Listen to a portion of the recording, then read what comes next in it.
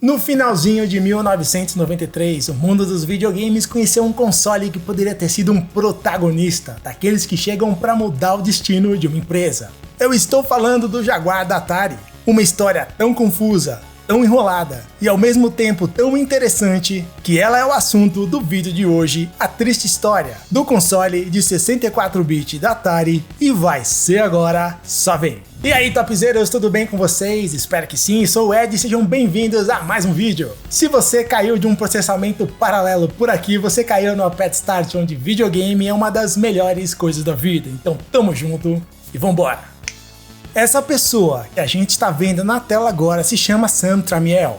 Ele era o presidente da Atari quando o Jaguar chegou ao mundo. Ele acreditava que tinha um produto excelente em mãos. Ele acreditava que com o Jaguar, a Atari iria reconquistar sua importância no mundo dos videogames. Esse sentimento não era baseado em ingenuidade, nem em otimismo, ou era apenas marketing para criar hype. De fato, havia uma expectativa positiva do mercado e das pessoas sobre o novo videogame da Atari. Antes do lançamento oficial, o Jaguar era visto com bastante entusiasmo. Quando ele chegou no mercado, tudo que foi entregue às lojas nos Estados Unidos vendeu. Produto esgotado no primeiro dia. A marca Atari também tinha força na Europa, e por lá as pre-orders pelo Jaguar passavam dos 2 milhões de unidades. Tudo isso dava a entender que o futuro do Jaguar seria brilhante.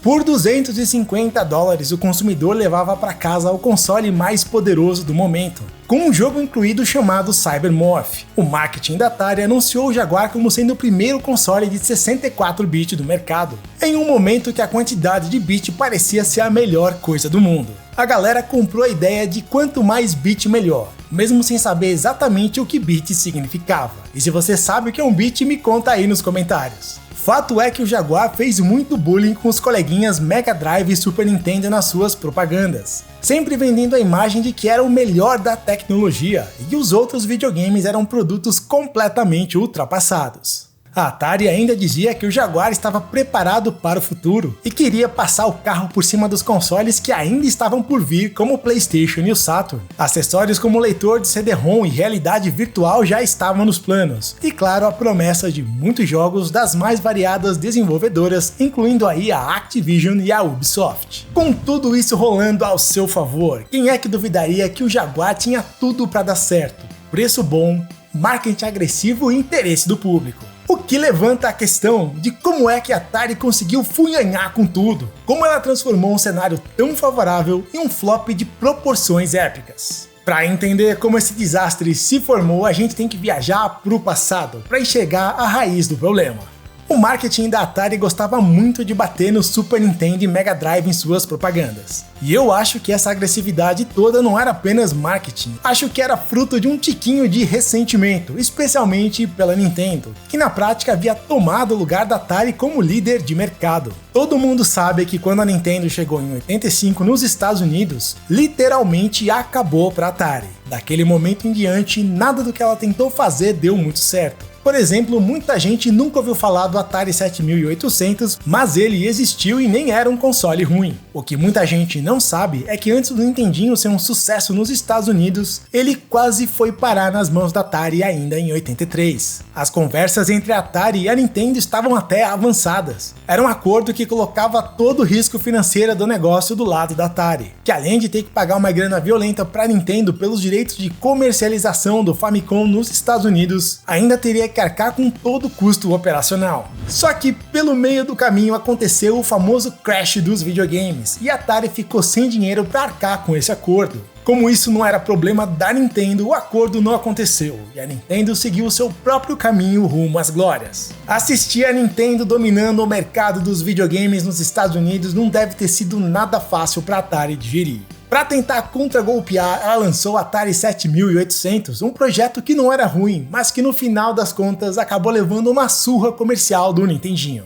Ficou claro que se a Atari quisesse reconquistar a fatia do mercado que um dia tinha sido dela, ela teria que superar a concorrência e a si mesma. Ela teria que entrar nessa briga com sangue nos olhos e criar o produto mais avançado da sua história. Mas por onde começar? Especialmente depois do crash dos videogames no meio dos anos 80, a Atari investiu o que tinha na linha de computadores pessoais. e o mais poderoso e popular deles era o Atari ST. E o Atari ST poderia ser até um bom ponto de partida, mas a tecnologia dentro dele já tinha uma certa idade e passava longe de ser de ponta. Ficou muito evidente que para evoluir esse produto e quem sabe transformá-lo em um videogame poderoso, a Atari precisaria de ajuda. Um dos executivos da Atari, o Richard Miller, era ex-funcionário da Sinclair. A Sinclair foi uma empresa britânica responsável por criar um dos computadores mais populares da Europa, o ZX Spectrum. Parte da galera da Sinclair saiu dela para fundar sua própria empresa, a Flare Technology. A Flare manjava bastante de hardware e na época estava até desenvolvendo o seu próprio console, o Konix Multisystem,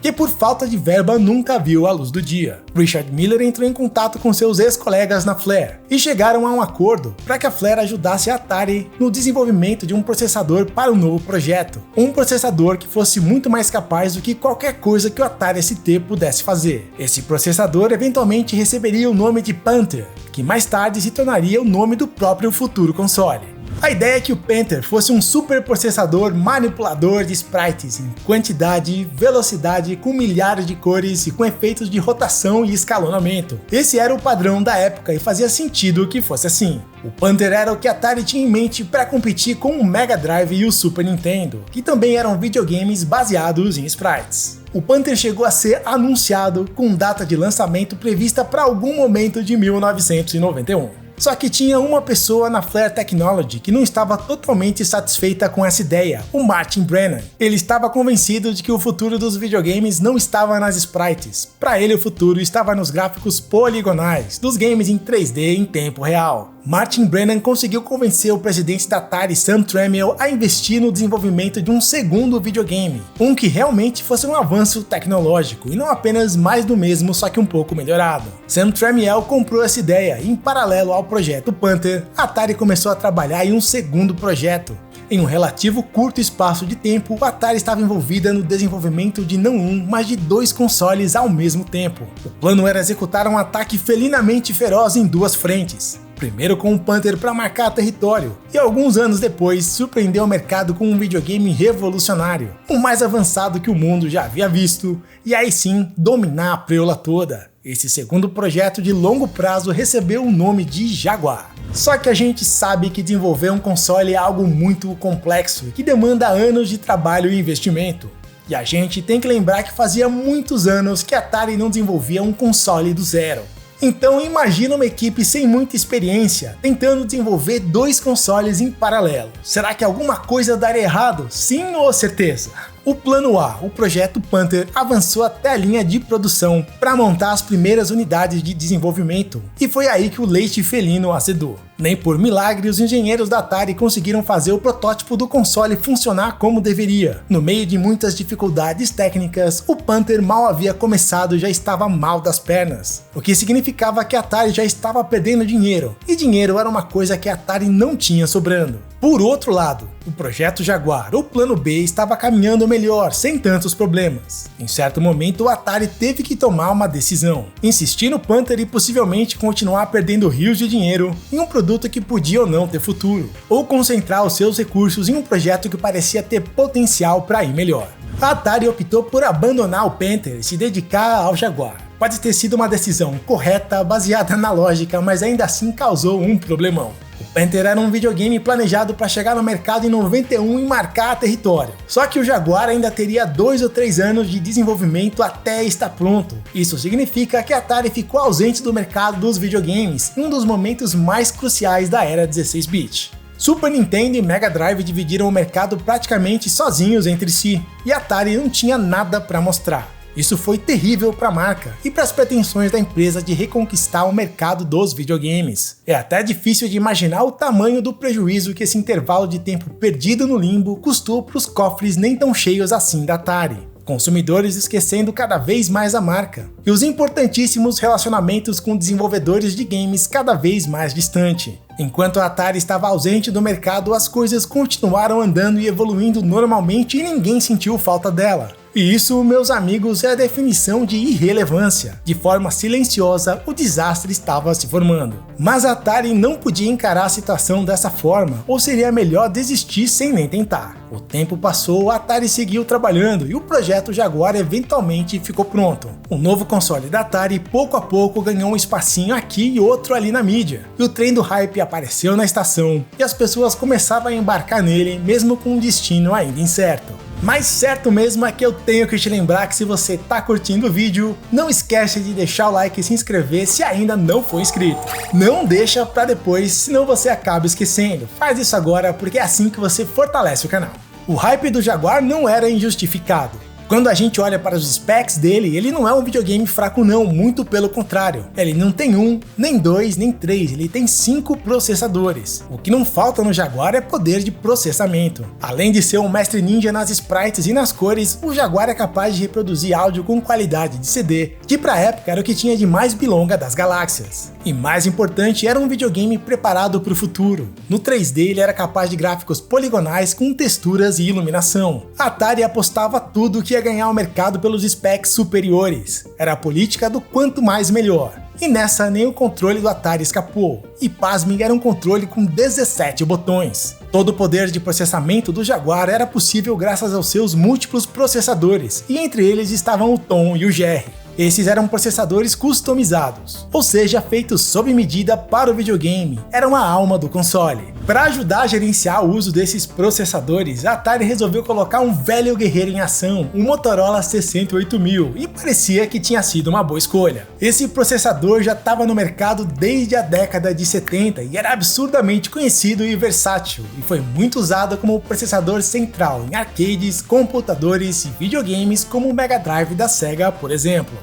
O tempo provou que colocar o Motorola 68000 no Jaguar foi uma escolha terrível. Um videogame novo, para ter sucesso, tem que cair no gosto do povo e também no gosto dos desenvolvedores. Ele tem que ser poderoso e ao mesmo tempo fácil de programar. Porque a gente sabe que o que manda nos videogames são os jogos. A Atari fez do Jaguar um videogame realmente poderoso, mas também fez desenvolver games para ele um inferno. E usar todo o seu potencial era uma tarefa absurdamente difícil. A treta é que no começo dos anos 90, programar para múltiplos processadores de forma paralela era algo tão incomum que muito pouca gente sabia como fazer ou estava disposta a fazer. Na hora de desenvolver um game para o Jaguar, de um lado os programadores davam de cara com o Tom e Jerry, uma arquitetura poderosa mas completamente alienígena. Para agravar a situação, a Atari sem querer criou uma alternativa muito mais fácil de ser usada. Na teoria, o Motorola 68000 estava lá só para auxiliar os outros processadores, mas ele era tão mais fácil de programar que era uma tentação muito grande para os desenvolvedores não usarem. Qual a opção você acha que era escolhida na vasta maioria das vezes? A arquitetura alienígena ou a programação que todo mundo conhecia? A escolha era quase sempre pelo caminho mais fácil, aquele que não utilizava o real potencial do console, e isso foi um problemaço. Cybermorph era o jogo que vinha com o Jaguar, um jogo de nave em terceira pessoa poligonal que de certa forma mostrava bem a capacidade do hardware, e até impressionava quem jogava, pelo menos por alguns minutos, porque o jogo em si é uma chatice elevada ao infinito, mas tecnicamente Cybermorph tinha alguma coisa a oferecer. Outro jogo de lançamento foi o Trevor McFur in the Crescent Galaxy, um jogo de navinha no estilo old school, mas sem nada a oferecer. Feio, tedioso, chato, sem música e sem sentido de existir, a não ser para fazer número. Pra mim, Cybermorph e Trevor McFur definem o estilo da biblioteca de jogos do Jaguar, que é bem pequena por sinal e não chega a 100 títulos. São jogos que caem pro lado do Cybermorph, que tentam mostrar força do lado técnico, ou são jogos como Trevor McFur, que não fazem o mínimo esforço. Apesar de toda a propaganda sobre o poder épico de 64-bit, muitos jogos do Jaguar são do mesmo nível ou piores que Mega Drive ou Super Nintendo em termos de gráficos, porque muitos deles são realmente jogos de 16-bit usando o Motorola 68000. E não tem nada que se salva no Jaguar? Sempre tem. Tem o Tempest 2000, talvez o melhor jogo da plataforma. Tem o Rayman da Ubisoft, que nasceu pro Jaguar. Tem um porte decente do Raiden. E se você gosta de Aliens vs Predator, esse é um dos games mais famosos do Jaguar. E desde que você não ligue de jogar a 12 frames por segundo, pode até se divertir com ele. Sam Tramiel projetava vender 500 mil unidades no primeiro ano do Jaguar, e haviam muitas pre-orders na Europa. Mas ele vendeu apenas 100 mil, e durante a vida útil do console, todas as unidades vendidas não chegam a 150 mil. O triste é que bem no começo o Jaguar poderia ter vendido bem mais, enquanto a demanda estava em alta. Mas a IBM, que fabricava alguns componentes do videogame, se embananou toda durante a produção e não deu conta de produzir os componentes suficientes para atender a demanda. A Atari não conseguiu abastecer o mercado com unidades suficientes nem quando o povo queria comprar o Jaguar. E esse foi um desastre de logística. No entanto, muitas pessoas conseguiram comprar o Jaguar no primeiro ano. A recepção inicialmente foi com entusiasmo, seguida por um sentimento de decepção. Raramente os jogos vinham, e quando vinham, quase sempre eram com qualidade muito abaixo das promessas de marketing. E aí veio o terceiro desastre, com a chegada dos concorrentes de mercado, especialmente com o PlayStation, que vendia feito aquecedor para Esquimó e tinha dezenas de jogos novos saindo a todo momento. Esse foi o desastre de timing. A bola de neve do apocalipse foi se formando. Por causa das baixas vendas, o suporte das desenvolvedoras de jogos foi ficando cada vez mais minguado. E logo isso se tornou um mega de um problema. Sem jogos não vende videogame. E se não vende videogame, as desenvolvedoras não querem fazer jogos. E os melhores jogos estavam em outros videogames. Em 1995, a Atari cortou o preço para $150, uma decisão drástica que manda sinais de desespero para o mercado. A redução de preço não ajudou, o leitor de CD não ajudou e nada mais ajudaria. Sem dinheiro, sem jogos, no começo de 95 o destino do Jaguar já estava selado. No auge do hype em 93, antes do seu lançamento oficial, o Jaguar chegou a receber prêmios por inovação de hardware, e em 1996 já estava mortinho da Silva, um contraste que mostra que potencial é uma palavra perigosa, daquelas que soam bem aos ouvidos, mas na real potencial significa algo que não existe ainda, é uma promessa e nada mais. Jaguar foi um videogame cheio de promessas, tinha hardware para fazer muito melhor do que apresentou, mas não fez. Foi o resultado de uma incrível sucessão de desastres, de uma empresa que queria muito voltar aos tempos de glória, de um empresário que soube criar hype, mas não tinha a menor ideia do que estava fazendo. O Jaguar foi o backup de um projeto que nunca viu a luz do dia. Foi o plano B vendido como o plano A, que dizia ser melhor que todo mundo, mas no final das contas, na hora de fazer a matemática, valia muito pouco ou quase nada. Não sei no que você acredita ou não acredita, mas tem um ditado que diz que quando o homem planeja, Deus ri. E nesse caso, algo me diz que rolou uma gargalhada infinita, porque a Atari não era uma padaria, mas com o Jaguar o sonho acabou. Você conhece o Jaguar? Já jogou alguma vez? Tem algum jogo dele que você realmente gosta? Você acha que ele é um videogame injustiçado e incompreendido ou teve exatamente o que fez por merecer? Me conta aí nos comentários. Quero dar as boas-vindas aos novos apoiadores do canal, o Irmão do Jorel, o Thiago Ortiz Porto e o Ricardo Loureiro. E também aos que renovaram o canal Games por 9 meses, o Henrique Batista por 13 meses e ao Entregador G por 6 meses. Muito obrigado pela força que vocês dão pro canal, ajuda demais. Espero que você tenha gostado do vídeo e se por acaso você tem um amigo que gosta desse assunto, compartilhe o vídeo com ele que assim você ajuda o canal a alcançar mais pessoas. Dá uma olhadinha também na descrição embaixo do vídeo que ali tem tudo que você precisa para acompanhar o canal de perto e não perder nada. Camisetas, moletons, Telegram, Discord, como virar apoiador do canal se você puder e quiser, tá tudo ali. Valeu demais pela presença mais uma vez e como sempre, jamais se esqueça que videogame é uma das melhores coisas da vida. Paz!